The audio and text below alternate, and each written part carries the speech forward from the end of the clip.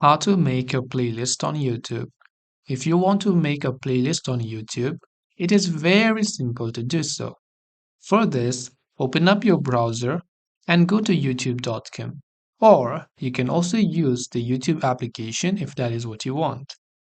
After that, on the left hand side, you can see the option on my PC that says playlist. So all I have to do is simply first of all go to the playlist option.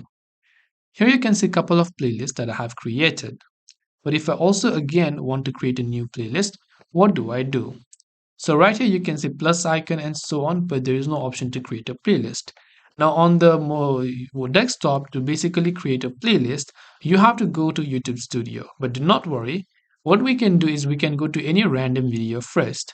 So let me just go ahead and then select any random video right here. Once I've done that, I will try to add this to a certain playlist. So I can click the three dots, I can select the save option right here, and I can set to playlist. But if I want to create a new playlist, I can select new playlist option right here. Then I can simply choose a new playlist name and click the create button to create it. This will all be able to create a new playlist on YouTube. I hope this video helped you out. If you have any questions, feel free to leave them down. Thanks for watching and see you in the next video.